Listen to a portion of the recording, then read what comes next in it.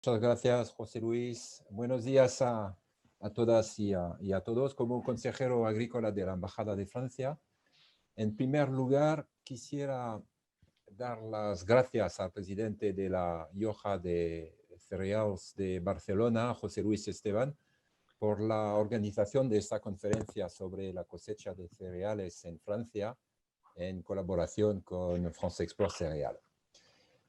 También quisiera saludar a todas las empresas españolas y francesas del sector de los cereales, molinería y fabricación de alimentos para animales que participan a esta jornada. Aprovecho este formato de videoconferencia adaptado a esta nueva normalidad que estamos viviendo en Francia como en España para compartir con ustedes la experiencia de la crisis sanitaria que hemos vivido en primavera, basada en 3 puntos rápidos desde la Embajada de Francia. El primero es una constatación. El impacto de la COVID-19 y de las medidas tomadas para hacerle frente han afectado enormemente a la actividad económica en Francia y en España. Sin embargo, se han mantenido los flujos comerciales entre Francia y España, y esta continuidad se debe a los esfuerzos de los dos países para actuar de manera concertada y coordinada frente a la crisis. Esta coordinación hispano-francesa ha hecho que incluso en el momento más tenso de la pandemia, las fronteras permanecieran abiertas para las mercancías, en particular en lo que respecta a los cereales y a la harina.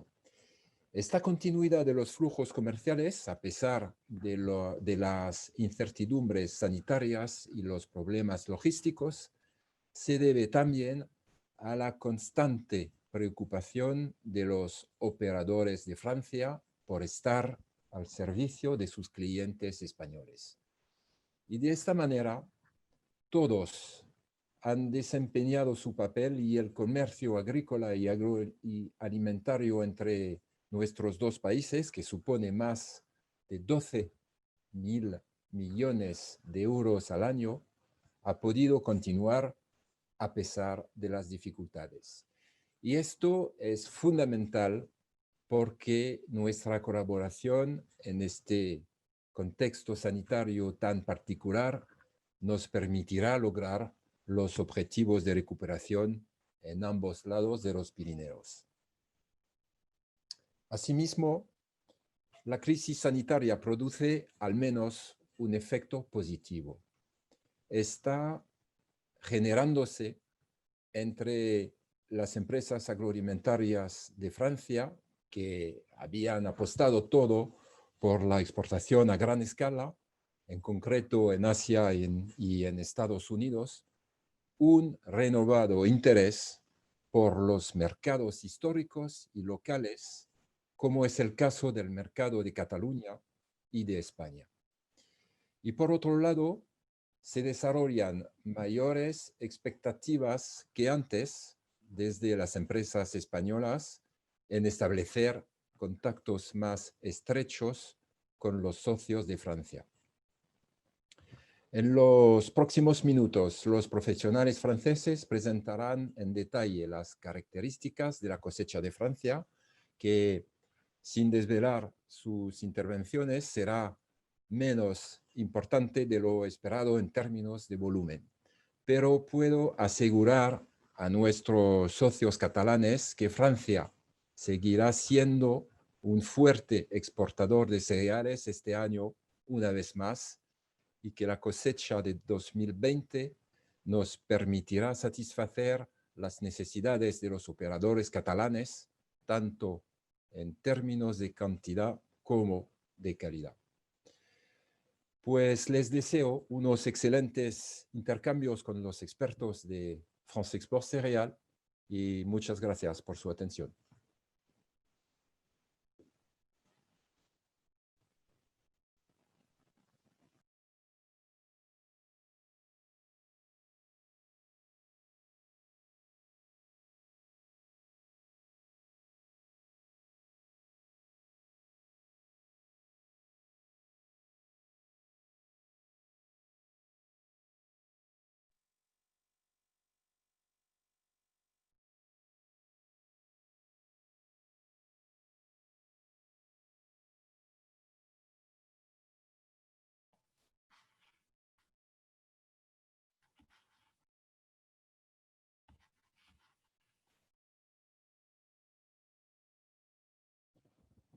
Doneu pas.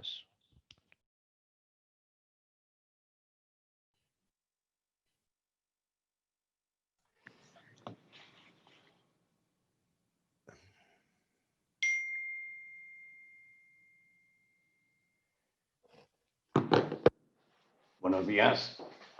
Quiero presentarles al señor Philippe Poquet, que nos dará una impresión sobre el tema de los cereales franceses a través de Export Cereal.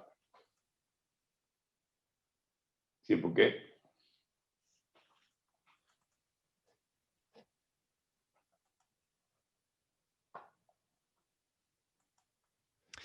Bonjour, merci Monsieur le Président. J'ai donc le plaisir de vous présenter la situation des marchés internationaux des céréales avec ensuite une description plus précise des bilans français pour la campagne en cours. Tout d'abord, il est important de bien avoir conscience du contexte macroéconomique pour mieux comprendre la situation des marchés. Et sur cette diapo, vous avez trois colonnes: le taux de change euro-dollar à gauche, le coût du fret au milieu et à droite, le cours du pétrole. En haut, il s'agit des évolutions depuis un an sur courte période en rouge et en bas, les évolutions sur 20 ans. Qu'est-ce que l'on peut voir si on commence par le pétrole à droite? Bien sûr, c'est la forte chute du cours du pétrole pendant les périodes de confinement dans le monde entier, hein. Le pétrole a atteint des niveaux plus bas que jamais enregistrés auparavant. Les cours sont remontés à la suite des principaux confinements pour se stabiliser autour de 40 dollars par baril, avec de nouveau une chute en octobre à l'annonce des nouveaux reconfinements et puis une envolée, mais jusqu'à un niveau quand même qui reste faible autour de 40 dollars par baril, suite à l'annonce des premiers vaccins. En fait, cela a aussi une conséquence directe sur, le taux de fret. On voit que les taux de fret avaient chuté pendant la période de confinement. Les taux de fret ont remonté ensuite, mais la Chine est toujours dans une situation de commerce plus faible que d'habitude et donc tout ce qui est transport très longue distance capsize et reste à des niveaux de prix très, très bas. En revanche, le transport petite distance, lui, est très cher parce qu'il y a une demande qui est revenue. En ce qui concerne le taux de change à gauche, eh bien, on voit que en sortie de pandémie, l'euro s'est renchéri par rapport au dollar, ce qui n'est pas forcément intéressant pour notre compétitivité. Et on est aujourd'hui à un niveau de l'ordre de 1,2 euros pour un dollar. Ce qui est intéressant, c'est de comparer l'évolution des monnaies de principaux pays exportateurs pour mieux juger de notre compétitivité. Ici, vous verrez que sur ce graphique, il y a en bas, sur le graphique de droite en bas, l'évolution des monnaies des pays émergents. On voit en violet le Brésil, hein, dont le cours par rapport au dollar a fortement baissé. On voit en noir le rouble. On voit en gris la hryvnia d'Ukraine et en jaune le peso argentin. La plupart des monnaies des gros pays exportateurs émergents a baissé par rapport au dollar. Au contraire, les monnaies des pays développés comme l'Australie, le Canada, l'Union européenne, par rapport au dollar, se sont renchéries et également la monnaie chinoise que l'on voit en rouge sur le graphique. Tout ceci est un petit peu embêtant parce que cela prouve que les pays européens vont avoir un déficit de compétitivité lié à la monnaie par rapport aux pays émergents comme le Brésil, l'Argentine, la Russie ou l'Ukraine. Maintenant, si l'on regarde de plus près la production, quelle a été la production de céréales au cours de cette campagne, on va voir qu'il s'agit dans la plupart des cas d'une production record, mais attention, record à relativiser. Sur le graphique de gauche, vous avez en bleu la production de maïs. On voit qu'elle est sur une courbe ascendante depuis plusieurs campagnes.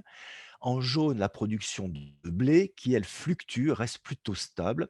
En fait, on s'attendait il y a quelques mois à avoir des niveaux beaucoup plus élevés, mais la sécheresse qui s'est abattue depuis l'été partout, eh bien, a contrarié ces prévisions très optimistes.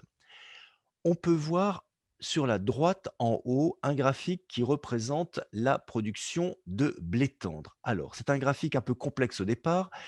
L'axe horizontal montre l'évolution de la production par rapport à la campagne précédente. Plus un pays est sur la droite, plus sa production a été forte par rapport à la campagne précédente. Sur l'axe vertical, il s'agit du niveau de production. Donc les pays qui ont la production la plus forte sont en haut de l'axe. Et la taille du logo qui représente le pays, c'est la capacité exportatrice. Donc on voit que pour le blé tendre, cette stabilité de la production, elle est due d'une part à une augmentation de la production russe, un petit peu canadienne, mais surtout australienne. L'Australie revient de très loin après 2 campagnes désastreuses. Et les pays qui ont perdu en production, c'est l'Union européenne, le plus gros producteur de céréales, mais également les États-Unis, l'Ukraine et l'Argentine. Tout ça à cause de sécheresse. En ce qui concerne le maïs, la situation est plus simple. On a d'un côté les 2 plus gros producteurs qui sont les États-Unis et le Brésil qui ont fortement accru leur production tout en étant obligés de la réviser à la baisse dernièrement, notamment le cas du Brésil. Et par contre, ont perdu l'Ukraine et l'Argentine. Pour les autres céréales, la situation est un petit peu moins favorable. Pour les orges, suite à des campagnes très très mauvaises, on est maintenant à un niveau qui est normal, mais qui reste légèrement inférieur à la moyenne des années précédentes. Et on voit que pour les orges, c'est la Russie et l'Australie qui ont vu leur production augmenter. Par contre, l'Union européenne, toujours à cause de la sécheresse, a perdu en production, de même que l'Ukraine et l'Argentine.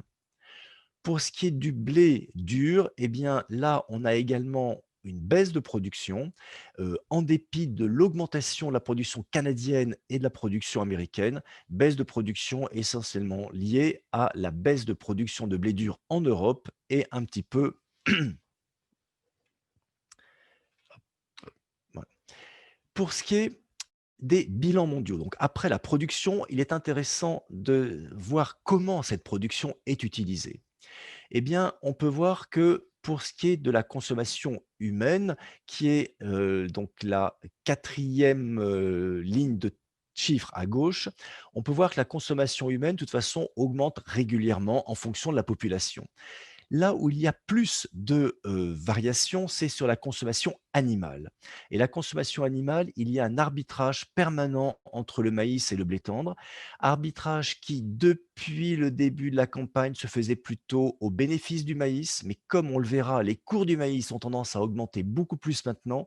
Peut-être que ces bilans vont être révisés avec plus d'utilisation de blé tendre pour l'alimentation animale. Utilisation industrielle de maïs va augmenter, on va le voir, suite à la reprise économique et aux besoins de bioéthanol.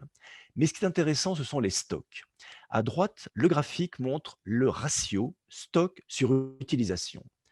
Et on peut regarder d'abord la courbe en haut rouge, qui est la courbe du ratio stock sur utilisation du blé tendre, et on a l'impression qu'il s'agit de quelque chose de formidable, puisque ce ratio atteindrait 40%.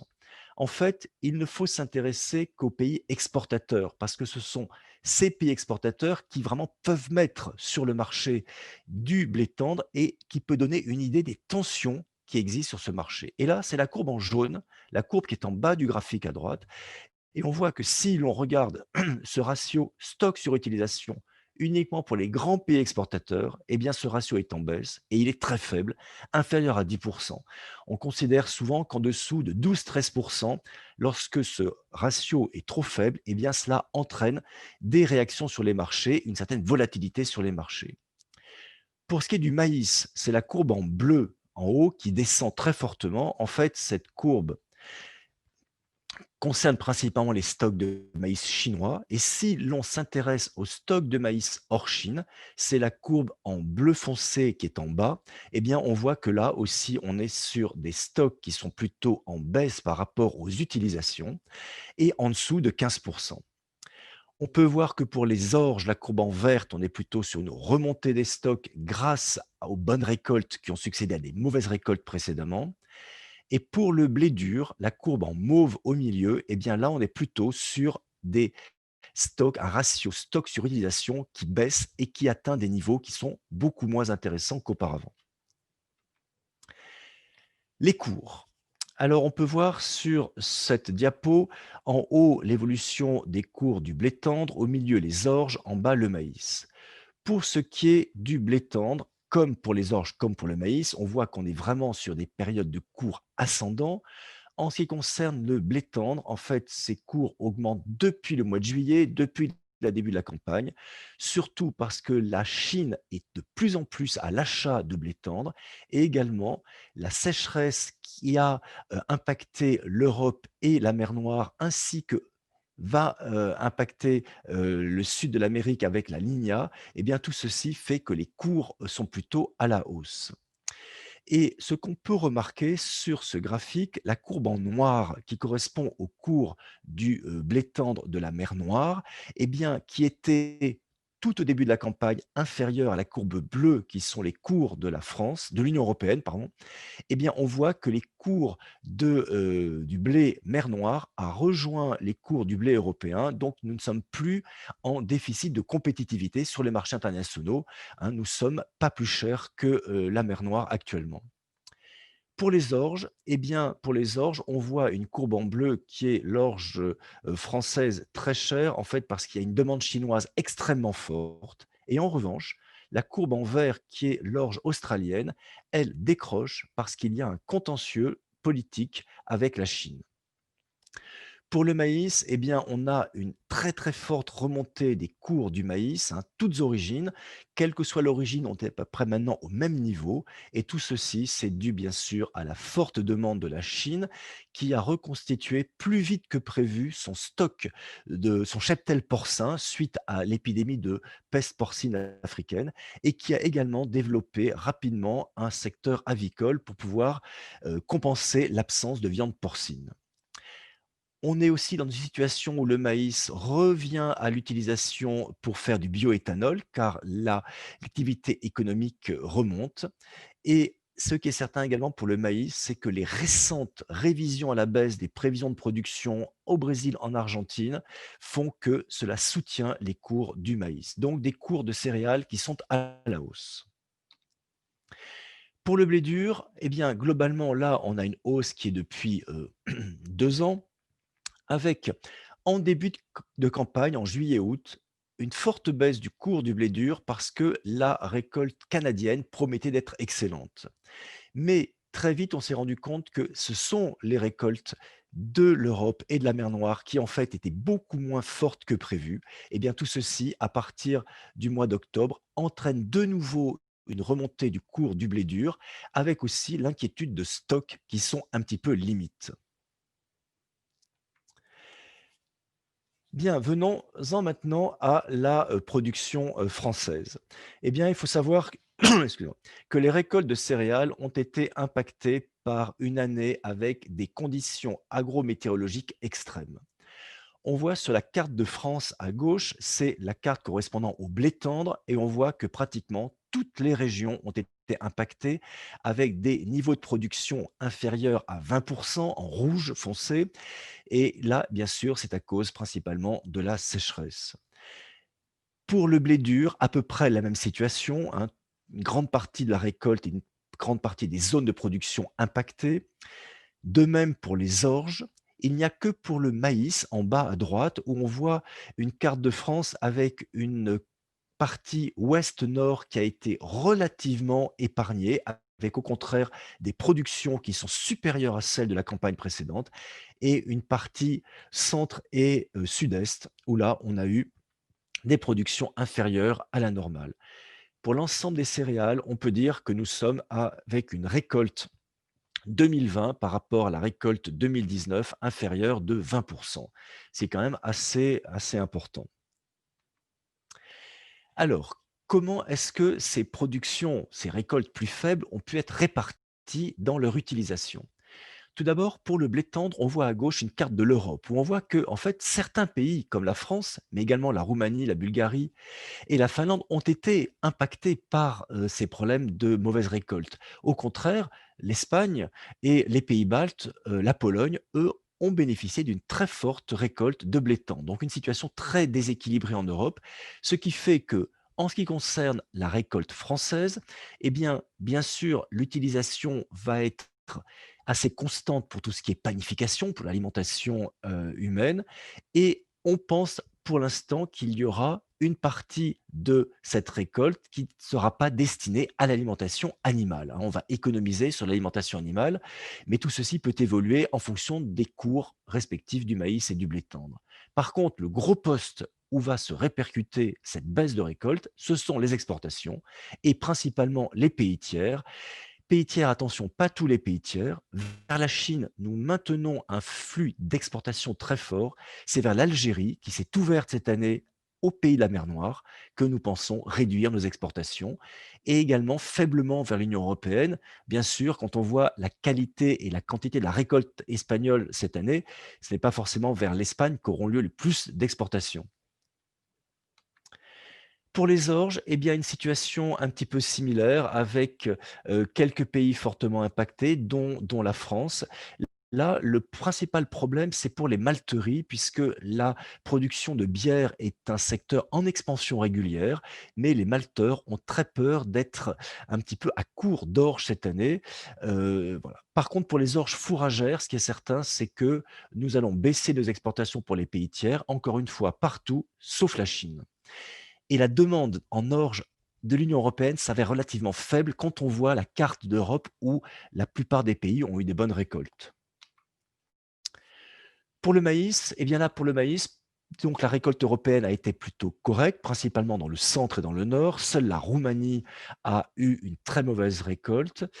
Les l'im Donc l'augmentation de cette disponible va aller en principe surtout pour l'alimentation animale, mais également pour le bioéthanol, car il y a un redémarrage de l'activité économique et toujours des exportations relativement faibles, vers les pays tiers et tout à fait, maintenues vers les pays de l'Union européenne puisqu'il n'y a absolument aucun problème de, récolte de maïs en France cette année. Pour le blé dur, eh bien, on voit que, la production a été à la baisse pour les grands pays, producteurs, Italie, France. Par contre, Espagne a augmenté, sa production ainsi que la Grèce. En ce qui concerne l'impact de la baisse de récolte française sur l'utilisation, ce va porter un tout petit peu sur la semoulerie. Le problème, c'est qu'il y a un besoin de pâtes. En période de confinement, on l'a vu cette année, et il y a eu une demande extrêmement forte sur la semoule et sur les pâtes. Par contre, très peu d'exportations vers les pays tiers et certainement, un petit peu moins d'exportations vers les pays de l'Union européenne. Mais surtout, ce qui va se passer, c'est une baisse du stock. Mais attention, le stock que l'on voit ici, hein, de, 114 000 tonnes est un stock qui correspond en fait au stock uniquement de blé dur en grains chez les collecteurs.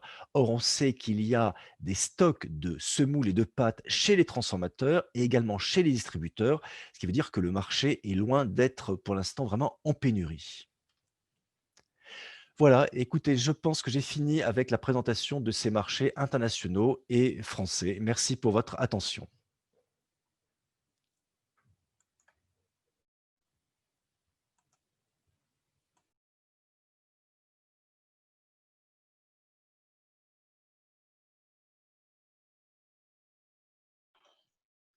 A continuación, quiero presentarles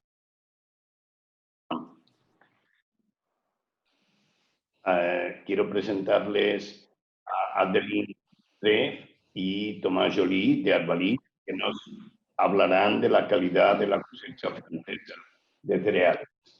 Gracias.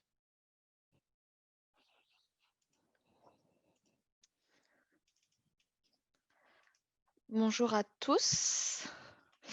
Donc, je suis Adeline Streif, je travaille dans le service qualité et valorisation d'Arvalis Institut du végétal.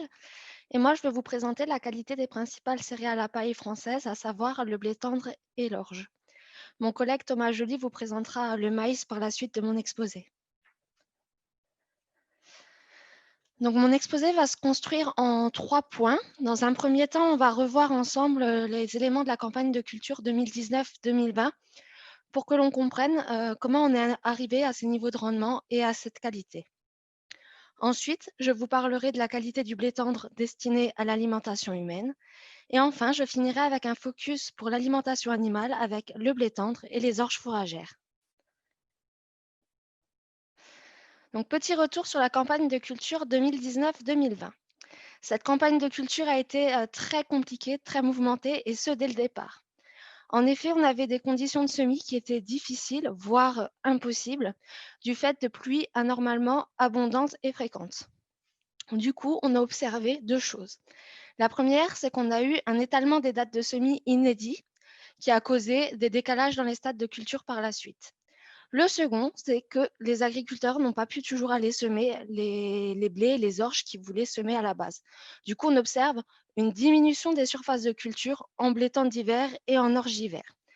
Une partie de ces surfaces ont été semées sur d'autres céréales telles que l'orge de printemps.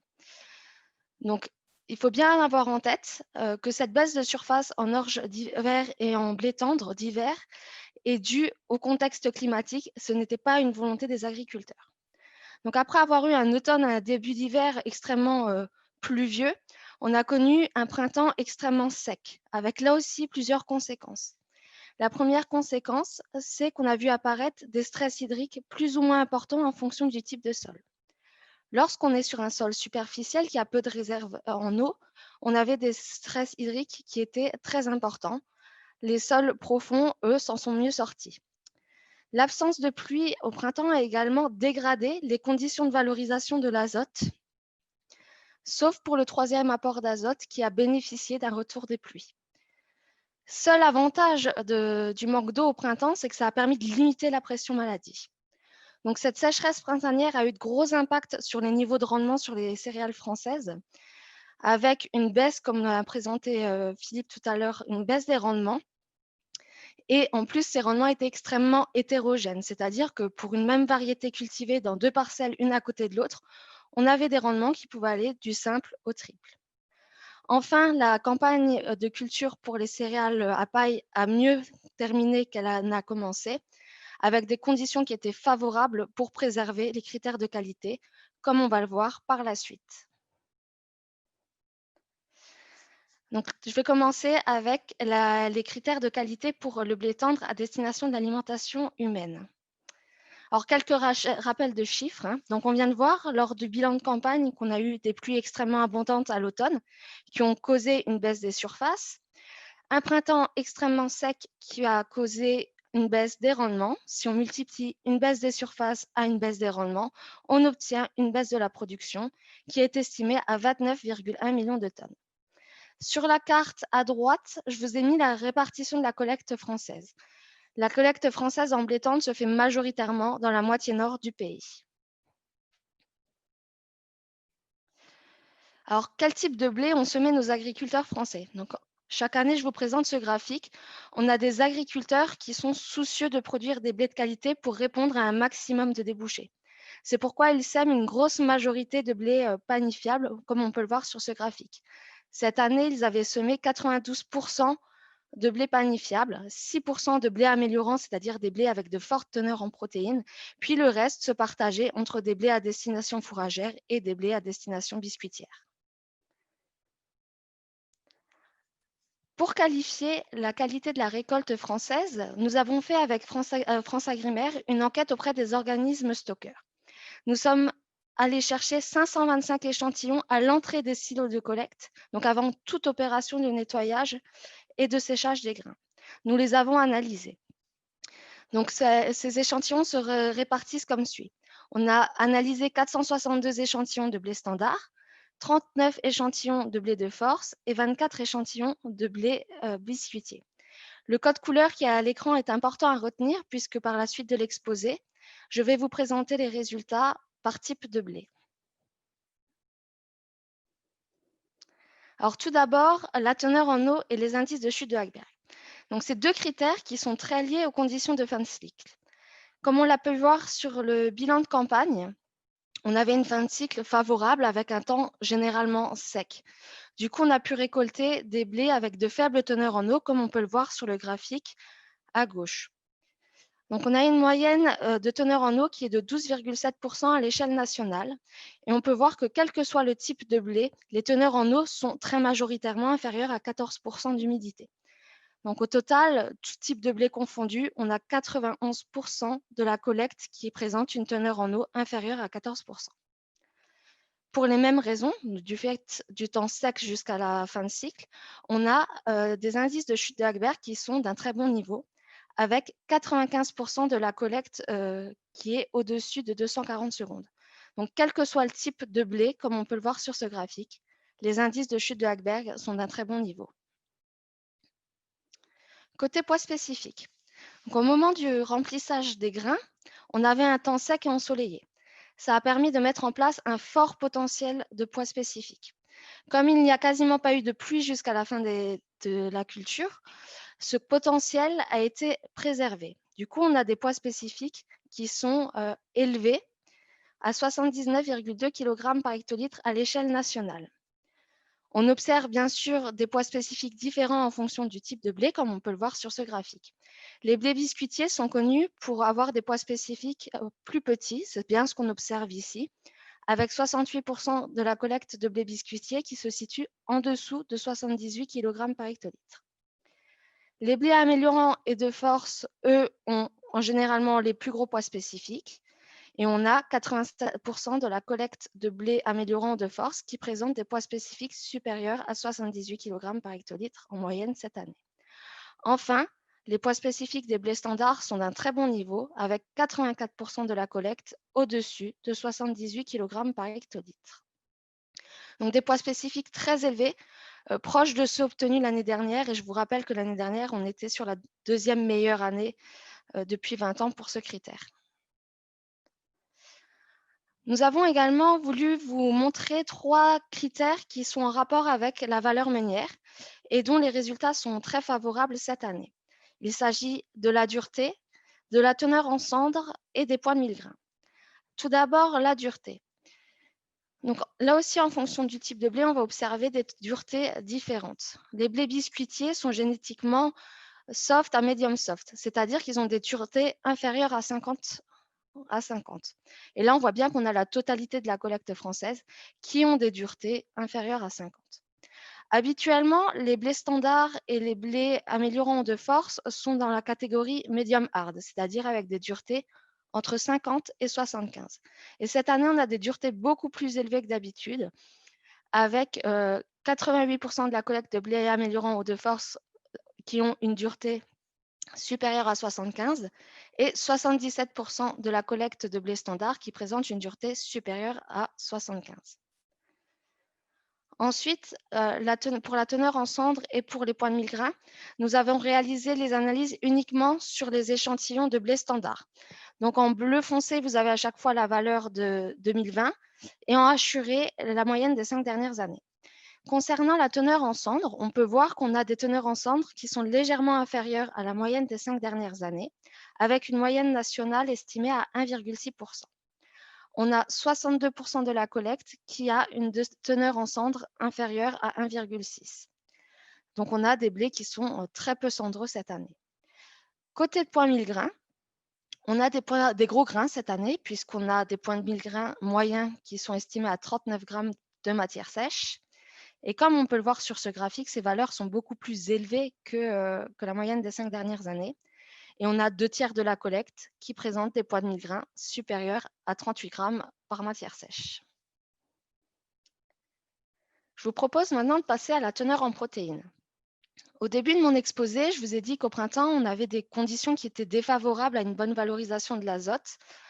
Et pour autant, on a des teneurs en protéines qui sont satisfaisantes. Cela s'explique par 2 choses.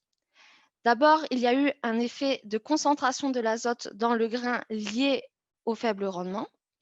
Et puis, on a eu un retour des pluies lors du 3e apport azoté, ce qui a permis de bien valoriser l'azote dans le grain. Donc là aussi, on a des teneurs en protéines différentes en fonction du type de blé. Les blés biscuitiers présentent naturellement les teneurs en protéines les plus faibles, avec 95% de la collecte en dessous de 12%. Pour les blés de force, on va chercher en général des teneurs en protéines supérieures à 14% de protéines. Et là, on voit qu'on a 100% de la collecte qui présente des teneurs en protéines supérieures à 14%. Et enfin, pour nos blés standards, on a 84% de la collecte qui présente des teneurs en protéines supérieures à 11%. Donc, on a des teneurs en protéines en quantité satisfaisante. Qu'en est-il maintenant de la qualité? Pour qualifier la qualité, nous avons réalisé des mesures de force boulangère et de gluten index. Donc, à gauche de l'écran, vous avez le graphique qui représente la distribution des forces boulangères pour les blés français. Donc, je rappelle que c'est un critère qui est mesuré à l'alvéographe de Chopin. Pour les blés biscuitiers, en général, on cherche des forces boulangères inférieures à 150, voire 130. Là, on a la totalité de la collecte qui ont des forces boulangères inférieures à 150. Pour les blés de force, en général, nous cherchons des forces boulangères supérieures à 350 secondes. Et là, on voit qu'on a 96% de la collecte de blés améliorant de force qui présentent des forces boulangères supérieures à 350. Enfin, concernant les blés standards, donc en France, dans les utilisations, on cherche souvent des forces boulangères sur les blés standards supérieures à 170. Et là, on peut voir qu'on a 72% de la collecte qui présente une force boulangère supérieure à 170. Nous avons également fait des mesures de gluten index sur les échantillons de blé standard. Alors, comment on interprète le gluten index? Lorsqu'on a un gluten index supérieur à 80, on dit que les blés sont tenaces. Lorsqu'on a un gluten index entre 60 et 80, on dit qu'on est sur des gluten équilibrés. Et en dessous de 60, on parle de gluten extensible, qui va donner des pâtes extensibles. Là, on voit qu'on a des gluten qui sont de 82% en moyenne, donc qui vont témoigner de la bonne résistance des pâtes. Au total, on a 62% de la collecte qui présente des gluten index supérieurs à 80. Donc, autres critères mesurés à l'alvéographe de Chopin, ce sont le rapport ténacité sur extensibilité, ou appelé également P sur L, et l'indice d'élasticité. Cette année, nous avons des P sur L très équilibrés, quel que soit le type de blé. On a une moyenne nationale qui est estimée à 1. Vous en souvenez sans doute, l'année dernière, c'était un problème. On avait de gros P sur L. Là, on revient à des P sur L totalement équilibrés. Donc, avec 100% de la collecte de blé biscuitier qui présente des P sur L inférieurs à 0,4. On a 93% de la collecte de blé améliorant eau de force qui présente des P sur L inférieurs à 0,8. Et enfin, on a 77% de la collecte de blé standard qui présente des P sur L inférieurs à 0,8. Donc, on a des indicateurs qui témoignent de la bonne plasticité des pâtes. De la même façon, nous avons mesuré les indices d'élasticité. Alors, pareil, pour l'indice d'élasticité, comment on l'interprète? Alors, quand on a un indice d'élasticité inférieur à 50, on va dire qu'on va avoir des pâtes plutôt extensibles. Entre 50 et 55, on va parler de pâtes plutôt équilibrées. Et enfin, au-dessus de 55, on va avoir des pâtes plutôt élastiques. Alors, élastique, je vous rappelle, c'est quand lorsqu'on va étendre la pâte, on va regarder sa tendance à revenir sur sa forme initiale. Alors que l'extensibilité, on va regarder la capacité de déformation de la pâte sans se déchirer. Donc là, on peut voir que naturellement, on va retrouver les blés biscuitiers avec les indices d'élasticité les plus faibles, donc avec 75% de la collecte en dessous de 45. Les blés améliorants de force vont avoir les indices d'élasticité les plus élevés, donc c'est des blés qui sont plus tenaces, avec la totalité de la collecte au-dessus de 55. Et enfin, on peut voir que les blés standards sont en majorité équilibrés, avec 55% de la collecte entre 50 et 55 d'indice d'élasticité. Nous nous sommes intéressés également au comportement boulanger des blés. Donc pour cela, nous avons réalisé des tests de panification de type pain courant français. Donc, c'est un test en direct. Donc, on va faire du pain et lorsqu'on va faire le pain, on va noter une trentaine de notes intermédiaires qu'on va agréger pour obtenir une note sur 300. Lorsqu'on obtient une note totale de panification supérieure à 250 sur 300, on dit que les valeurs sont d'un très bon niveau. C'est bien le cas cette année, donc avec une moyenne nationale à 254 sur 300. On a 71% de la collecte qui présente une note totale de panification supérieure à 250 sur 300. Si on regarde ce qui se passe durant le test de panification, la première chose remarquable, c'est qu'on a des très bonnes hydratations au test de panification supérieures à celles observées sur les 5 dernières années. Donc, l'hydratation moyenne est estimée à 60%, avec 89% de la collecte qui présente une hydratation supérieure à 59%. Donc, on est au-dessus de ce qu'on observe habituellement. Ensuite, on a des très bonnes caractéristiques de pâte et on a également un bon comportement de pain avec des coups de lame bien développés et de très beaux volumes, comme on peut le voir ici. Les volumes sont beaucoup plus élevés que la moyenne des 5 dernières années. Donc, on a des volumes moyens qui sont estimés à 1660 cm3 et on a 83% de la collecte qui présente des volumes supérieurs à 1600 cm3. Donc, de très bons résultats au test de panification. Donc, j'en ai fini avec les blés tendres à destination de l'alimentation humaine. Ce que l'on peut retenir, c'est qu'on a de faibles teneurs en eau qui vont être compatibles avec une bonne conservation des grains, des bons indices de chute de Hackberg, des PS très élevés. Ensuite, on a de la protéine en quantité et en qualité. Et enfin, on a des critères qui sont favorables à une bonne valeur meunière. Je vous propose maintenant de passer à l'alimentation animale avec tout d'abord 2 critères pour le blé tendre. Donc, les résultats qui sont présentés sur cette diapositive sont issus du même dispositif dont je viens de vous parler. Donc, pour les blés tendres à destination de l'alimentation animale, on a une moyenne de 12,7% de protéines. Et comme on peut le voir sur ce graphique, on a 84% de la collecte qui a une teneur en protéines supérieure à 12%. Donc, c'est à peu près les mêmes valeurs que l'année dernière. On est un petit peu plus bas que la moyenne des 5 dernières années, mais on a une valeur proche de celle obtenue en 2019. Côté teneur en amidon, on a une teneur en amidon qui est légèrement plus élevée que la moyenne des 5 dernières années. Elle est estimée à 69,1% en moyenne. Et comme on peut le voir sur ce graphique, on a 94% de la collecte qui présente une teneur en amidon supérieure à 68%. Donc voilà pour le blé tendre. Je vais finir par les orges fourragères, avec tout d'abord quelques rappels de chiffres des orges en général, donc orges fourragères et orges brassicoles comprises.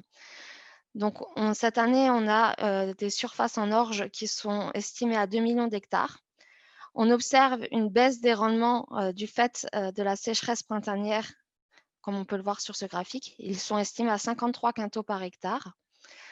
Et cela a une conséquence sur les niveaux de production qui sont baissiers et qui sont estimés à 10,5 millions de tonnes. Alors, côté qualité, pour les orges à destination de l'alimentation animale, on observe, comme pour le blé tendre, des teneurs en eau très faibles, à 12,4%. Et on peut voir qu'on a près de 80% de la collecte d'orges fourragères qui présentent des teneurs en eau inférieures à 13,5%. Côté poids spécifiques, donc sur le graphique en haut à droite, on peut voir qu'on a des poids spécifiques qui sont de 66 kg par hectolitre en moyenne, avec 85% de la collecte au-dessus de 64 kg par hectolitre. Et on a même 62% de la collecte qui se situe au-dessus de 66 kg par hectolitre. Côté teneur en protéines, on a des teneurs en protéines qui sont beaucoup plus élevées que celles observées en 2019, comme on peut le voir sur ce graphique. On est complètement décalé vers la droite. On a une moyenne nationale qui est estimée à 12%. Et on voit qu'on a à peu près 70% de la collecte qui est au-dessus de 11,5% de protéines. Et je finirai avec les teneurs en amidon. Donc là, c'est la première année qu'on réalise cette analyse, donc on n'a pas de comparatif par rapport à l'année 2019. Cette année, on a une teneur en amidon qui est estimée à 59% à l'échelle nationale et on a près de 75% de la collecte d'orge fourragère qui a une teneur en amidon supérieure à 58,5%. Donc, j'en ai fini pour la présentation de la qualité pour les céréales à paille. Comme vous pouvez le voir, on a une qualité qui devrait satisfaire tous les débouchés. Je vais laisser la parole à mon collègue Thomas Joly. Merci de votre attention.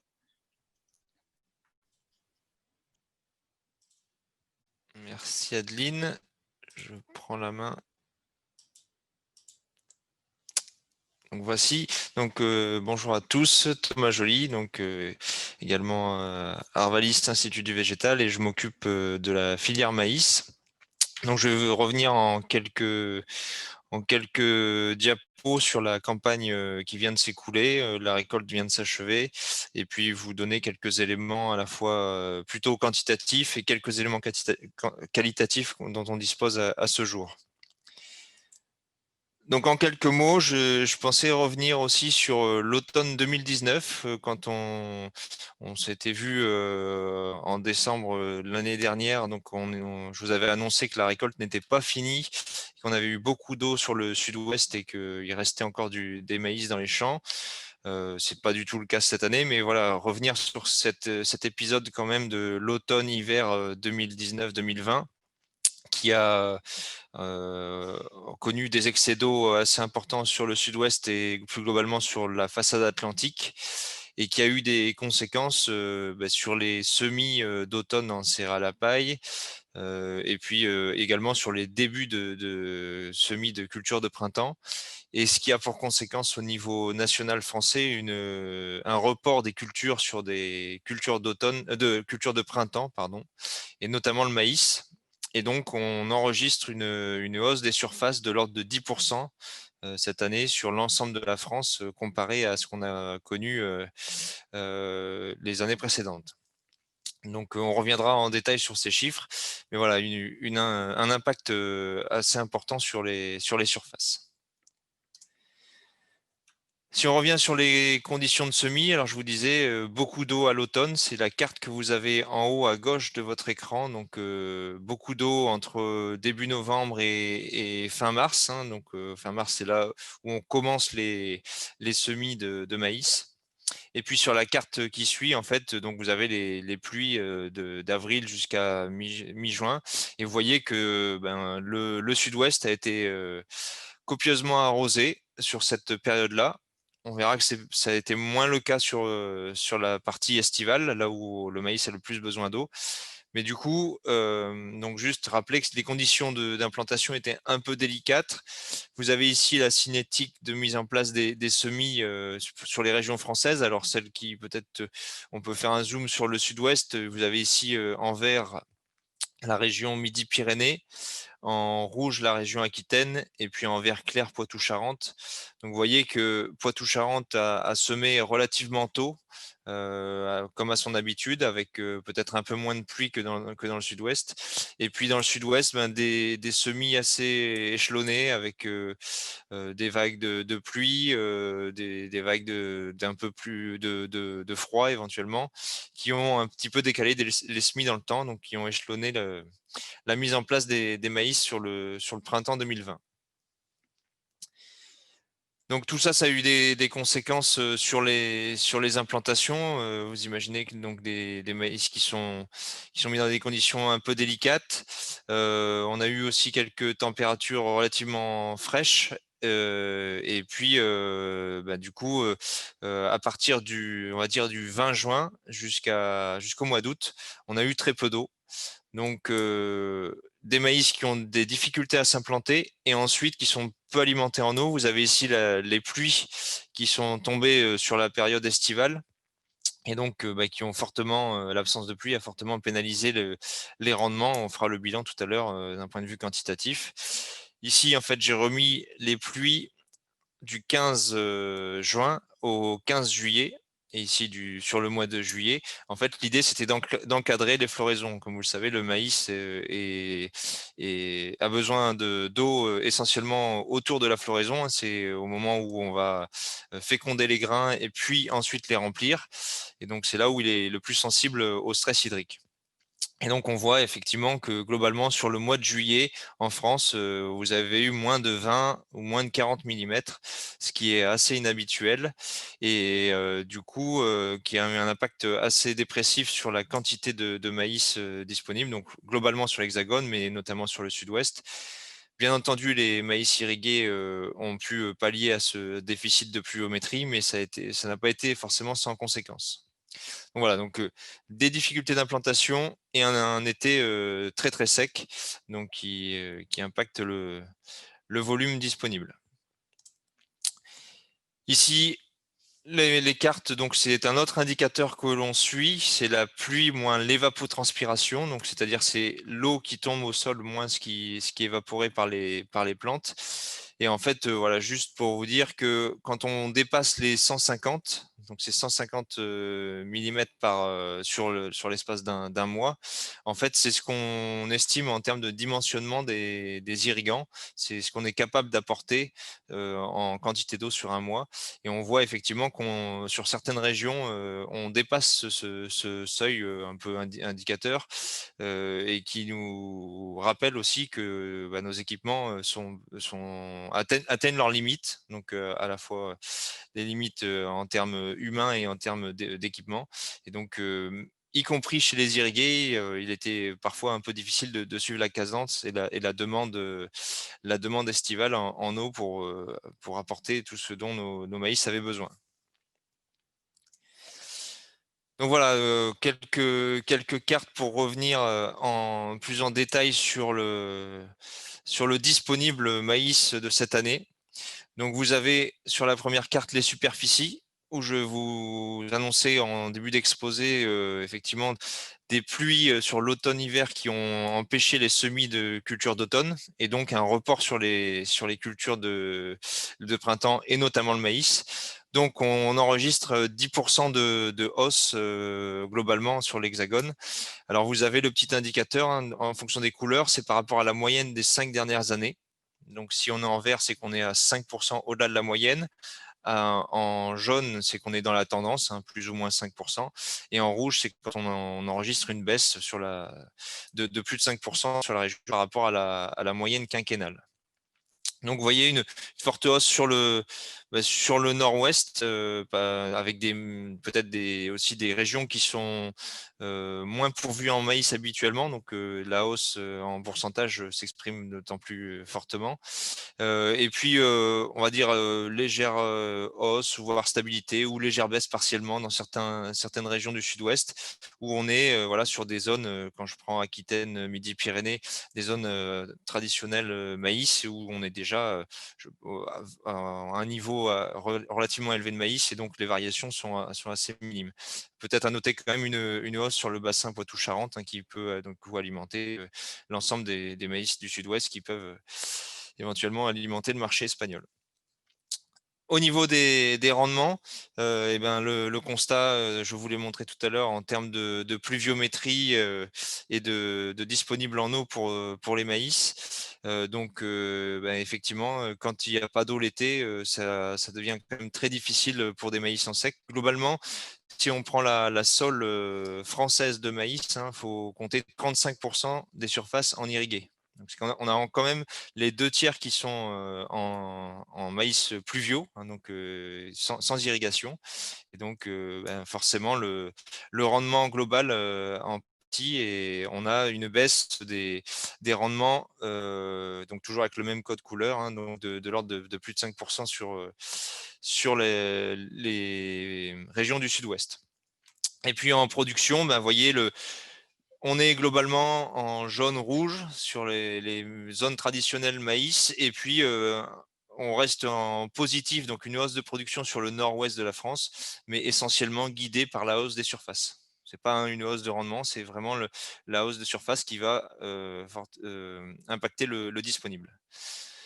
Donc, on était sur une estimation de production de 13,6 millions de tonnes. Ça, c'est une estimation qu'on avait faite début novembre, pardon, qu'on peut éventuellement revoir. On a peut-être quelques rectifications à la baisse, mais voilà, l'ordre de grandeur, on va dire 5 millions de tonnes de production. Donc, un peu moins pour la collecte, mais voilà le disponible au niveau français. Avec des conséquences forcément sur le sud-ouest, donc des collectes localement qui sont dépréciées de 5, 15, voire 30% très localement chez certains organismes stockeurs. Donc voilà, un disponible qui est quand même un peu restreint cette année pour certaines régions. Ce qu'on peut dire tout de même, c'est que malgré des semis assez échelonnés, malgré ce début de campagne délicat, l'été, très sec, bon, le maïs a quand même permis d'assurer près de 9 tonnes, hectares, sur la France en moyenne. Et puis on a des récoltes qui se sont fait relativement tôt, hein, donc rien à voir avec ce qu'on avait vu l'an dernier. Et donc ce qui est à la fois donc des maïs qui sont récoltés tôt et relativement secs, donc un peu plus secs que ce qu'on a l'habitude de ramasser. Donc ce qui est, un bon indicateur à la fois en termes de qualité, physique du grain, mais aussi en termes de qualité sanitaire. Donc le fait de pas trop attendre pour la récolte, ça limite aussi les risques, que l'on peut prendre, vis-à-vis de la qualité sanitaire du maïs. Et puis 2 dernières diapos en chiffres. Alors, bah, voilà, c'était pour détailler, le sud-ouest, hein, les bassins qui peuvent, approvisionner le marché espagnol. Vous avez les évolutions de surface. Donc vous voyez une petite hausse, par rapport à l'an dernier. Donc, 2020, on arrive à 500, presque 580 000 hectares sur le sud-ouest, donc les 2 régions confondues. La petite hausse qu'on peut observer, c'est voilà, c'est relativement stable sur l'ensemble de la région, sur le sud de la région, et la hausse qu'on va observer, elle est principalement sur Poitou-Charentes, c'est-à-dire au nord de Bordeaux. En termes de rendement, on est autour de 86 quintaux hectares, sur l'Aquitaine, donc sur la région qui est ici en bleu, et puis en rouge, donc sur l'Occitanie, on est à 79 quintaux hectares, donc ben, ce que je vous ai illustré tout à l'heure, donc une baisse par rapport à ce qu'on a en référentiel. Et puis en production, vous voyez, on retombe sur une moyenne. On est légèrement inférieur par rapport à la moyenne, de quinquennale. Donc on est à 7 en dessous de la moyenne quinquennale, et on a un disponible sur ces 2 régions qui est légèrement inférieur aux 5 millions de tonnes, donc 4,9 millions de tonnes de production sur ces 2 régions. Et enfin, donc, les aspects qualité. Alors malheureusement, j'ai pas à ce jour les retours, sur les aspects qualité. On les aura, début d'année 2021, probablement courant du mois de février. Mais je voulais quand même vous remettre quelques indicateurs pour vous montrer, les compositions, donc, des grains du sud-ouest que vous avez, l'habitude d'utiliser. Donc, voilà, des proportions, on va dire, en amidon, protéines, matières grasses, et puis ici en bas, donc l'énergie, métabolisable.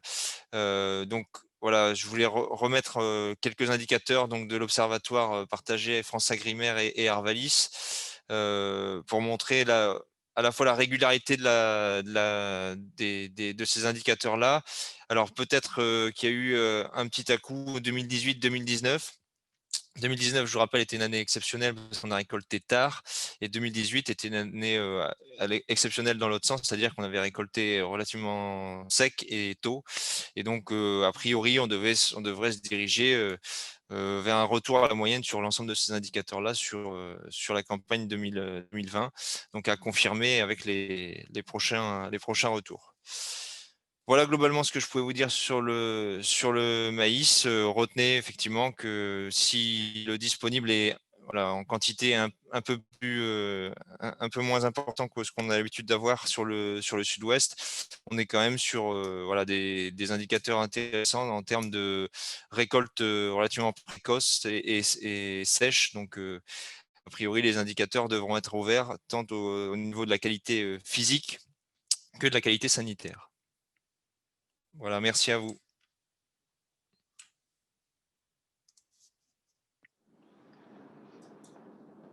Merci Adeline, merci Thomas pour votre présentation, c'est très intéressant. Et tout de suite, nous aurons Fabien Falk et Denis Mousteau de Agrios pour présenter la situation de la France au marché de céréales.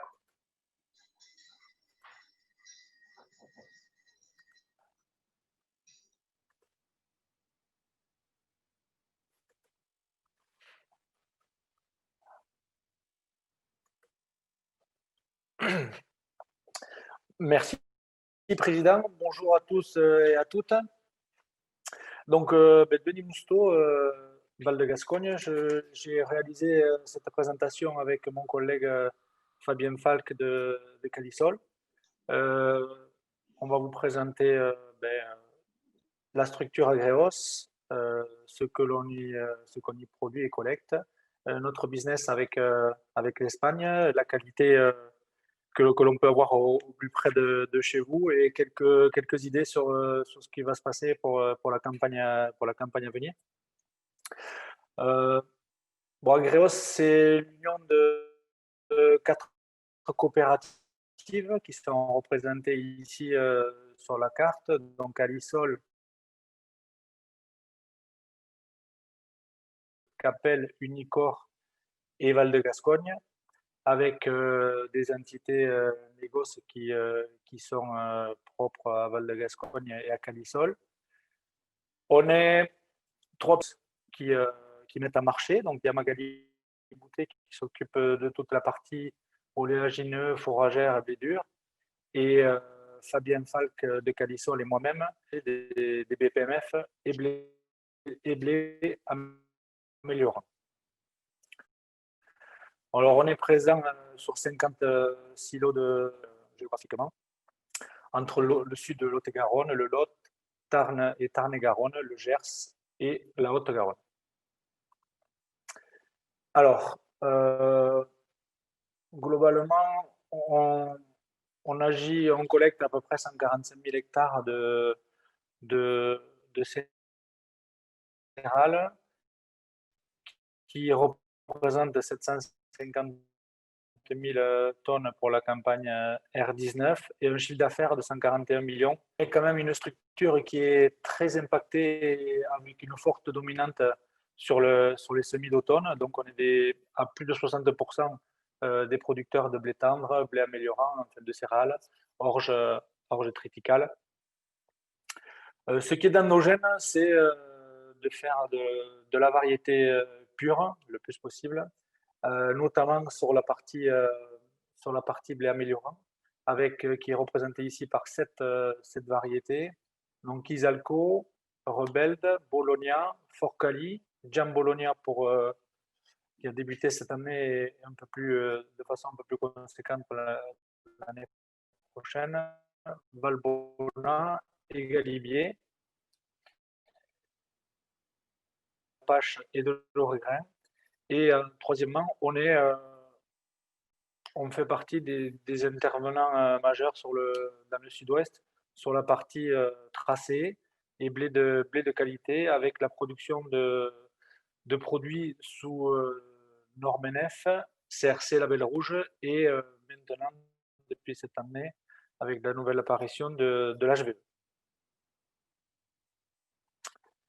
Alors, juste là pour reprendre notre implantation géographique dans le sud-ouest, on voit ici qu'on peut irriguer une grande partie du nord de l'Espagne, que ce soit côté Navarre et Pays Basque en passant par Irún, que ce soit de l'autre côté Midi par le Pertus, et plus naturellement encore par les 3 tunnels qui sont le Somport, Bielsa et Viella. Donc un accès prioritaire pour nous sur la péninsule, le nord de la péninsule ibérique, que ce soit pour les fabricants de pinceaux et meuneries. Alors, en détail, on va le voir un peu plus ici, c'est-à-dire que 60% de toute notre collecte Agreos est à destination de l'Espagne et 40% pour la France, bon, dans les nationales, et 60% vers l'Espagne. Donc vous voyez ici qu'on est très tourné vers la péninsule ibérique. Alors en BPMF, c'est une situation qui est globalement assez équilibrée, mais quand même favorable à l'Espagne, avec 55% et 45% pour la France. En blé améliorant, on est très tourné vers la meunerie espagnole, avec 70% de nos volumes qui partent en Espagne et 30 en France. Sur la partie Oléa, c'est l'inverse là. L'Espagne est un peu moins priorisée en faveur de la France, avec 38% pour l'Espagne et 62% pour la France. Et sur la partie fourragère, donc orge et maïs, toujours l'Espagne qui est prédominante. Donc vous voyez bien, on est très orienté Espagne. Alors stratégiquement, ce qui est très important pour nous, c'est l'écoute client. Ça, c'est prioritaire, c'est-à-dire qu'il est important de savoir ce que le marché a. Et là, j'attacherai un point particulier. Bon, alors sur de la variété pure, je l'ai dit, parce qu'on a lote beaucoup. Et ce que l'on souhaite, grâce à cette écoute client, c'est anticiper ses besoins. Parce que le pire pour nous, c'est d'avoir une demande qui nous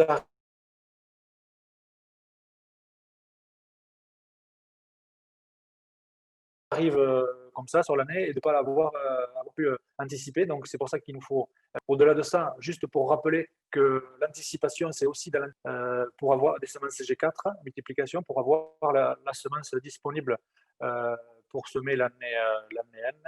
Du coup, on est presque 2 ans d'anticipation. Donc là, lorsqu'on négocie et on discute avec vous, chers clients, sur les futurs marchés, c'est important de mettre tout ça en amont. Donc, si on fait un point sur la collecte R20, globalement, on a eu, nous aussi, bien évidemment, on a été très impacté par la sécheresse et du coup, avec une petite collecte d'été, suivie d'une faible collecte d'automne aussi, hein, toujours impacté par la sécheresse, avec 30% en moins de serre à la paille. Du coup, ça nous impacte fortement les tonnages sur la campagne de production. Avec, ça c'était un fait marquant de la campagne passée, un gros report de stock, c'est-à-dire qu'entre 20 et 25% de nos céréales produites ont été mises en report. Par contre, comme il a été dit dans les précédents exposés, on a une excellente qualité. J'y viendrai après en faisant un focus sur la partie blé améliorant. Globalement, je pense que cette année, on a vraiment eu une bonne qualité de nos blés. Et même ceux qu'on avait en report étaient bien de l'année d'avant, avec une qualité sanitaire très globalement satisfaisante pour cette campagne-ci. Les perspectives pour la campagne à venir, aujourd'hui, en lien avec la petite collecte que nous venons de réaliser, on peut d'ores et déjà dire qu'on aura un faible report de stock, donc bien moins important que l'année dernière. Le marché va s'être globalement apuré avec une réduction de ce report de stock qui était notamment très impacté sur la partie blé améliorant.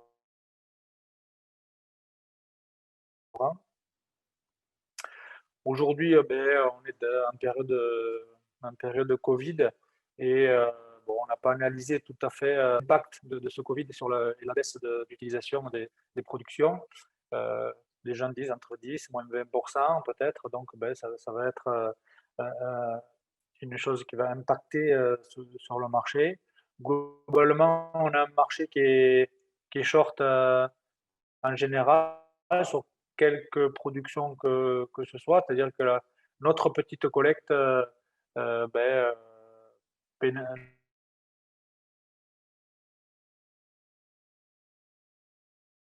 nous pénalise sur le marché qui est demandeur. On a globalement aussi toutes les productions qui ont un coût en lien pour nos clients. Bon, nos agriculteurs sont contents, mais on pense aussi aux clients et au coût de production derrière.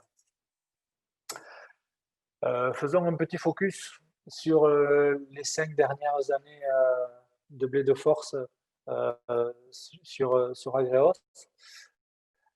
On a un bilan pour la campagne qui est très satisfaisant, je pense, hein, avec une protéine assez élevée, au-dessus de 15 d'une manière générale pour cette récolte 2020.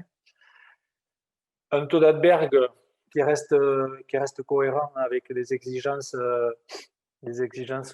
du marché. La campagne est marquée par un gros W cette année à plus de 400.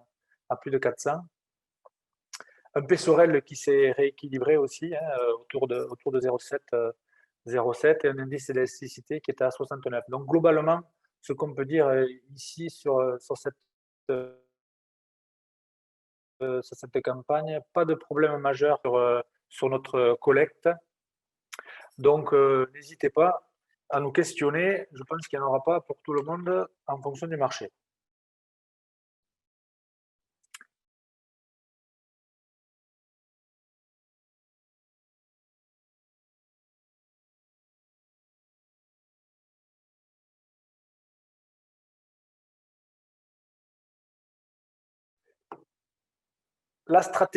Notre stratégie sur la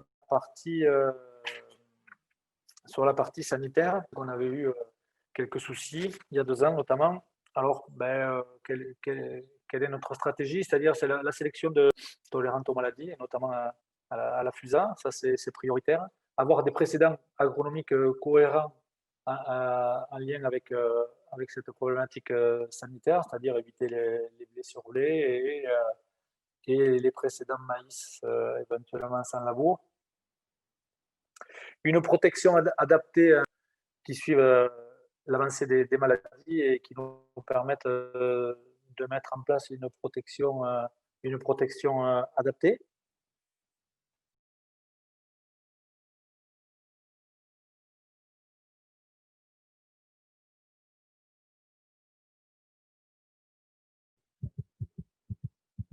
Denis, on vous a perdu.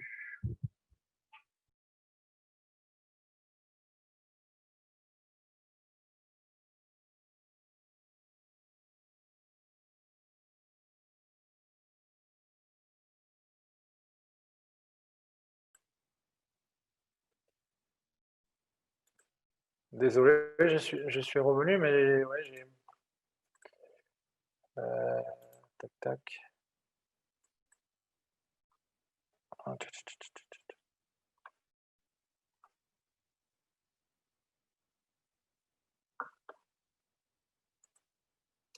Désolé, petit souci technique.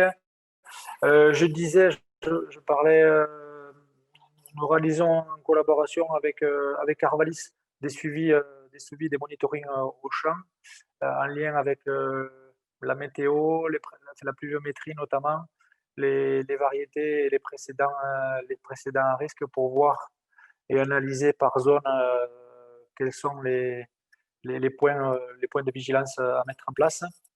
Ensuite, lors des premières livraisons, on s'est équipé il y a 2 ans de Raptor. Donc, nous réalisons des tests rapides des tests NICO sur les premières livraisons pour valider ce qui était pressenti au champ.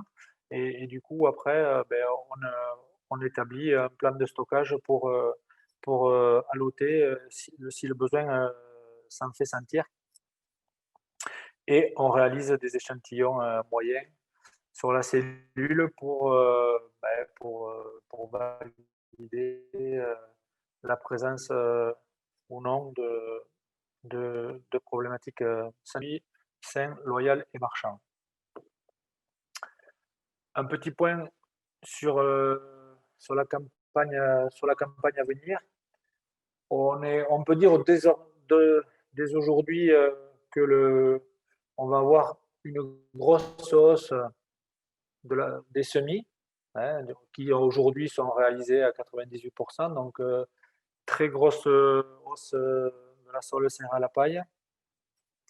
Ça nous va bien, nous qui nous sommes des coopératives céréalières, avec globalement un rééquilibrage entre BPMF et blé améliorant. Du coup, on aura plus de blé tendre meunier que de blé améliorant en proportion, c'est évident. Et parce que ça, c'est issu aussi de l'écoute du besoin client. Hein. Donc, pour ne pas déséquilibrer l'offre, il faut essayer d'ajuster avec ses besoins. Et ce qu'on peut dire aujourd'hui, c'est que les conditions d'implantation se sont réalisées dans de très très bonnes conditions. Et bon, les pluies aujourd'hui qui sont attendues sur le sud-ouest cette semaine vont permettre d'homogénéiser ces semis et de voir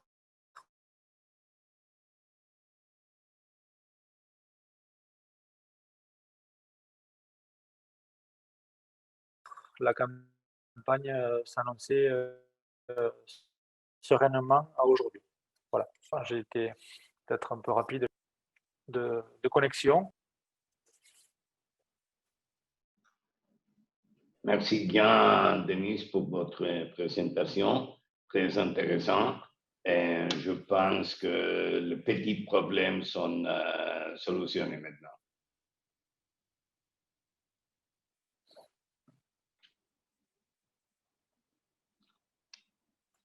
A continuación, vamos a empezar con el turno de preguntas.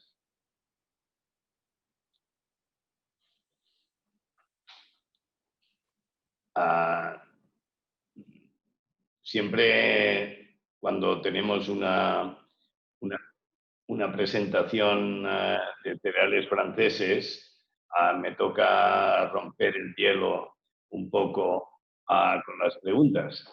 Yo tengo una pregunta que creo que es importante para todos, incluido para España, y es cómo ven desde Francia la nueva, yo creo que importante noticia de la nueva incorporación de este presidente de los Estados Unidos, que de alguna manera nos da la posibilidad de que haya un cambio en las estructuras comerciales entre Europa y Estados Unidos.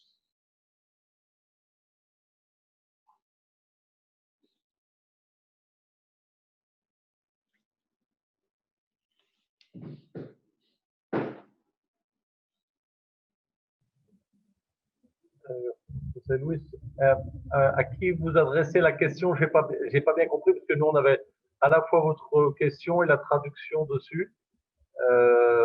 À qui est-ce que la question est adressée et quelle est-elle, s'il vous plaît? Je pense que mon question s'est dirigée à M. Fouté parce que je pense qu'il représente la France avec la relation commerciale de la France avec le reste de l'Europe et les États-Unis. Jérôme, si vous avez un moment pour répondre à cette question de José Luis, s'il vous plaît. Oui, rapidement, José Luis, ce que je peux dire à ce stade, c'est que la France se félicite bien évidemment du changement de gouvernement aux États-Unis et espère que ce nouveau gouvernement à Washington permettra non seulement à la France, mais aussi à l'Union européenne d'engager des relations beaucoup plus fluides avec la nouvelle administration Biden que par le passé. Merci.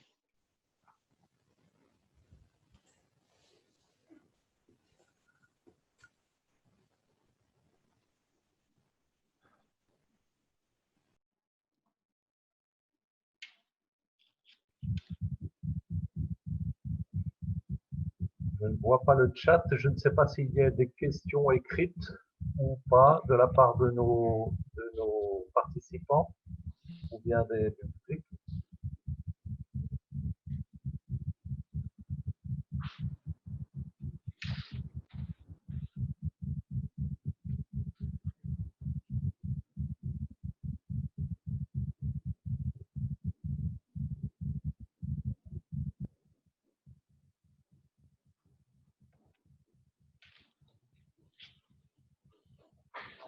Yo tengo una pregunta para Philippe Pacua, y es cómo ve desde el punto de vista de producción francesa la situación de las nuevas exportaciones que hemos visto importantes por parte de Francia para la nueva campaña de cebada hacia China. Puede tener un impacto en la siembra, en las producciones futuras. Este importante movimiento por parte de China hacia Francia.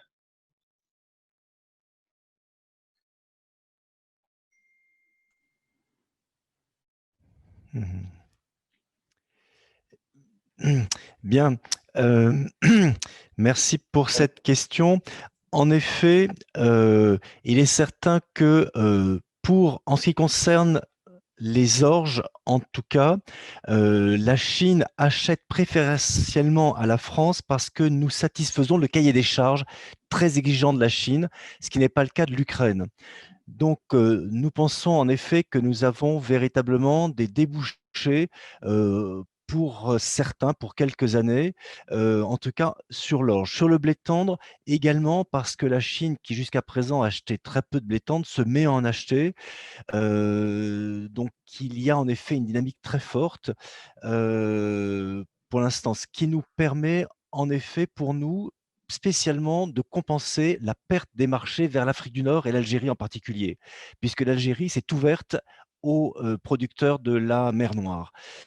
Donc, vous le savez bien, hein, les exportations, c'est un équilibre permanent en fonction du prix, en fonction des disponibilités.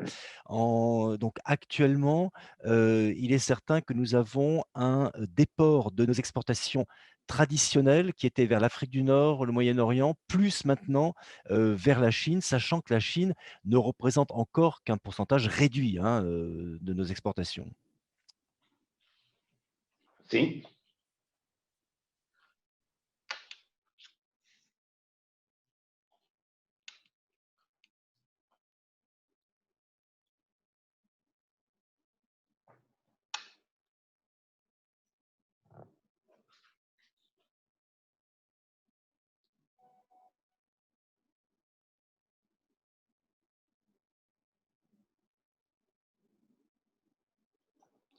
Il y a une question au chat qui demande la situation de l'industrie pour malterie et quelle est la prévision pour l'année prochaine.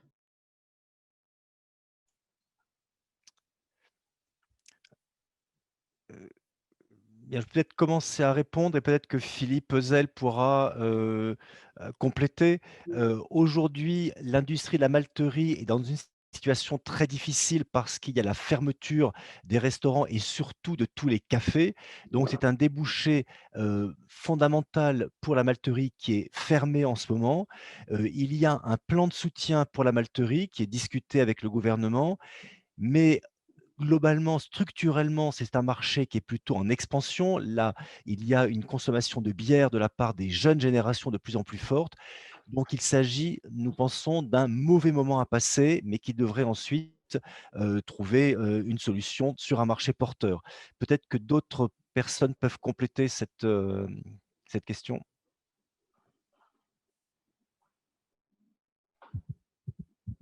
Oui, en ce qui me concerne, Philippe, je ne peux pas en dire beaucoup plus que ce que vous avez dit. C'est juste les orges brassicoles à destination de la malterie constituent finalement un marché assez encadré, assez cadré finalement, avec des acteurs relativement peu nombreux, mais qui vivent un marché en ce moment très perturbé par la chute de consommation de bière notamment et d'alcool d'une manière générale, qui fait que ils vivent un passage difficile, mais dont on pense qu'ils sortiront rapidement. Notamment, on le voit sur des marchés assez éloignés comme celui du marché chinois, justement, où la consommation est repartie. autant, voire plus qu'avant la crise du Covid. Donc, on peut penser que s'il y a un mauvais passage à passer, l'année 2021 devrait connaître une demande assez similaire aux années précédentes. Maintenant, on ne maîtrise pas toutes les données à ce jour, bien sûr.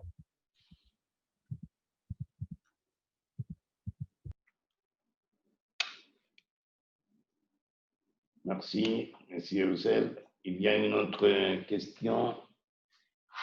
Quelles sont les prévisions de change export céréales, France, UK et le Royaume-Uni pour après janvier 2021 et surtout pour la campagne 21-22? Bien, tout ce qui touche au Brexit est très compliqué en ce moment parce que nous n'avons pas encore les termes de l'accord final. Ce qui est certain, c'est que les flux d'export de céréales vers le Royaume-Uni dépendent beaucoup des conditions météorologiques. Ça varie beaucoup d'une année à l'autre. Donc, en fait, ce facteur météorologique reste là, donc on ne peut pas prévoir à 100%. Ensuite, les questions de droits de douane qui ne sont pas tranchées. Donc, en l'absence de confirmation sur le réel statut du Royaume-Uni vis-à-vis de l'Union européenne, il est difficile de s'engager plus, mais il est certain que le Royaume-Uni est un très gros importateur de tout produit alimentaire brut et transformé, le restera. Donc voilà, nous pensons qu'il n'y aura pas de changement fondamental. Après, individuellement, certains producteurs peuvent en effet être plus impactés que d'autres. Là, je réponds un petit peu au niveau global. Merci.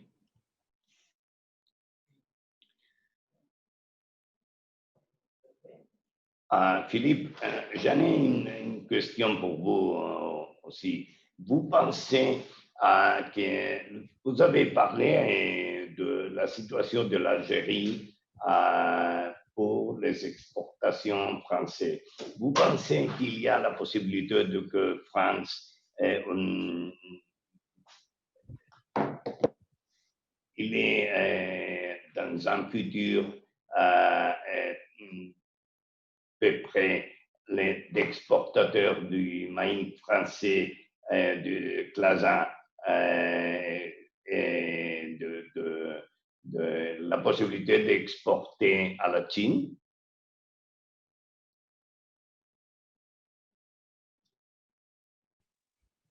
Vous posez la question à Philippe Pacotte ou bien à moi-même? Peut-être que Philippe a une idée. Vous-même,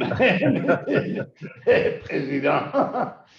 Alors, en ce qui concerne le marché algérien, effectivement, qui pour l'origine française, la France est un marché important en termes de blé tendre surtout, puisque effectivement, historiquement, ces dernières années, l'Algérie, c'est le premier marché à l'exportation pour le blé tendre français. Philippe Pacotte a mentionné effectivement que le cahier des charges du marché algérien, le cahier des charges de l'Office algérien des achats de céréales, s'était ouvert un peu plus largement potentiellement à d'autres origines, comme les origines mer Noire potentiellement. Dans la réalité, pour l'instant, on ne voit pas beaucoup d'achats de l'Algérie de ces origines-là, même très peu.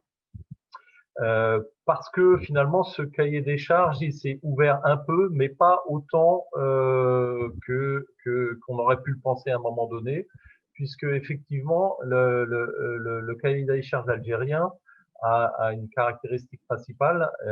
Pour convenir à la panification algérienne, il faut que les blés ne soient sans bug damage. Donc, l'ouverture du cahier des charges a consisté à autoriser un pourcentage de dégâts de bugs, de punaises plus important, mais accompagné d'une demande en taux de protéines plus important aussi. Ce qui fait qu'en fait, semble-t-il, les exportateurs ne veulent pas prendre le risque qualitatif pour alimenter le marché algérien dans ces conditions-là. Et les Algériens achètent essentiellement sur l'Europe occidentale un peu plus sur l'Europe du Nord, alors qu'il est parce qu'il y avait des disponibilités supérieures, et puis que, comme ça a été présenté, la récolte française avait des disponibilités, des volumes un peu inférieurs à une année normale. Donc, effectivement, la question reste posée pour les années à venir. Ça reste pour nous un marché très important en blé tendre. Après, pour le maïs, vous avez posé la question du maïs aussi, je crois, sur la Chine notamment. Pour nous, jusqu'à présent, le maïs français a du mal, même si cette année, on arrive presque à la parité, a du mal à être compétitif avec les maïs des origines américaines d'une manière générale, soit nord, soit sud, et surtout pour aller en Chine. Donc, je ne pense pas qu'on ait un rôle à jouer sur le maïs en Chine.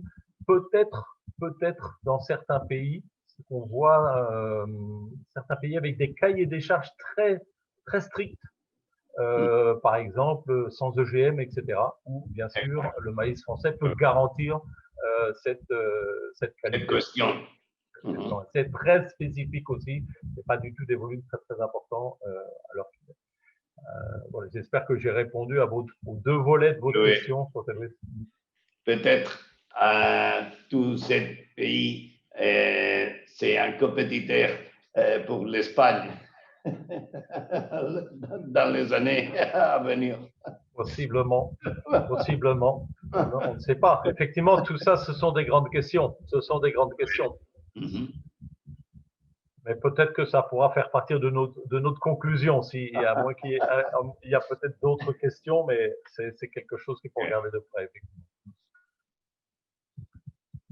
Yo solamente me queda dar las gracias a Monsieur Uzel, profesor, y de alguna manera quiero agradecer el esfuerzo que han realizado. Estas videoconferencias no son fáciles de organizar, menos de llevar a cabo, y de alguna manera quiero aplaudir la buena disposición por su parte y agradecerles una vez más, esperando que la próxima presentación sea presencial, podamos estrecharnos la mano y darnos un abrazo. Gracias. Oui, merci à vous, Président Esteban. Non, c'était un plaisir de participer à ce webinaire. Malheureusement, effectivement, on aurait préféré se voir à Barcelone ensemble. J'espère que l'année prochaine nous donnera l'occasion de nous revoir, bien sûr. Un grand merci pour votre soutien et votre aide à l'organisation de ce webinaire. Peut-être quelques mots d'une conclusion pour rappeler ce qui a été dit aujourd'hui. On a voulu faire quelques présentations assez variées, mais assez ramassées, compte tenu de la visio, qui n'est pas un moyen facile de communiquer, mais rappeler simplement peut-être que l'année 2020, on arrive en fin de cette année si particulière 2020, bien sûr, avec ce Covid, et elle nous a réservé beaucoup de surprises, comme vous avez pu le voir, au niveau de la production et puis du commerce des céréales, mais aussi, bien sûr, d'une manière générale pour l'économie. Donc, je remercie en tout cas Philippe Pacotte de France Agrimaire qui a pu faire une présentation générale sur les bilans mondiaux et nos bilans français. Il a détaillé tous les facteurs qui influencent le prix des céréales. Il a mis en avant ce que vous soulignez tout de suite, José Luis, c'est la forte demande chinoise cette année. Et on pensait, après la récolte, avoir un certain nombre peut-être une situation avec des bilans confortables. Et puis finalement, on arrive en fin d'année avec une situation assez tendue, d'une manière générale. Et on peut se poser la question, en tout cas moi c'est une question que je me pose, après avoir vécu l'année 2020 en tant que producteur et les difficultés, en tout cas en France et peut-être un peu dans d'autres pays d'Europe climatiques, une petite récolte en quantité comme ça a été dit, une très bonne qualité comme ça a été dit aussi par Adeline et puis Thomas. Est-ce qu'on change d'époque?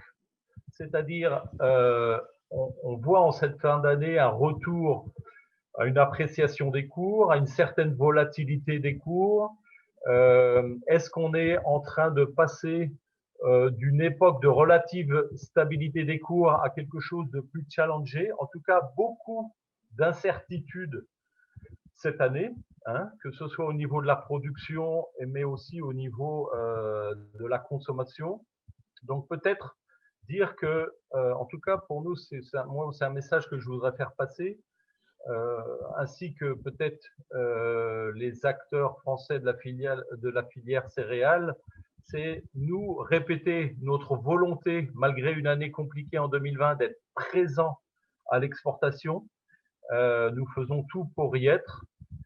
Denis Mousteau de l'Union Agréos a expliqué les travaux que faisaient les acteurs, les acteurs de la filière française, pour toujours être présents au service de ses clients, que ce soit les clients domestiques comme les clients à l'exportation.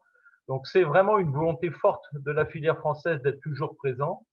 2021 nous donnera sans doute plus l'opportunité d'être encore plus présent, puisque les surfaces, en tout cas en céréales à paille, seront plus importantes que celles qu'on a vues en 2020. Donc, peut-être rappeler que si dans le marché des céréales, le prix est un élément déterminant, il y a d'autres éléments qui comptent aussi. La fiabilité d'approvisionnement, notamment, et Jérôme Foutet l'a mis en avant dans son introduction, je le remercie aussi. La filière française des céréales est considérée comme une priorité par ses acteurs, bien sûr, mais aussi par le gouvernement français. Et ça va le rester dans les années à venir. Elle est de plus en plus professionnelle et elle reste mobilisée pour vous servir. Elle a l'avantage pour l'Espagne d'être proche géographiquement et à l'écoute de ses clients. Donc, je pense que les acteurs espagnols et les acteurs français se connaissent bien. Donc ça, c'est quelque chose d'important. Et il nous faut travailler à renforcer ces relations. Et c'est pour ça que c'était important, José Luis, de pouvoir tenir ce webinaire, quoi qu'il en soit, continuer à travailler, continuer à échanger, intensifier nos échanges pour travailler de plus en plus peut-être en amont, comme le disait Denis Mousteau, connaître ses besoins le plus tôt possible pour se réserver, pour être à l'abri des mauvaises surprises telles qu'on a pu connaître cette année, autant que faire se peut.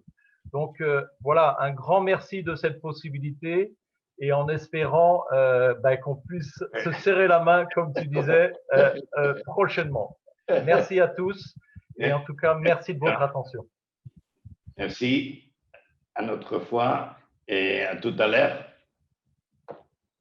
Gracias. Muchas gracias. Hasta luego. Gracias.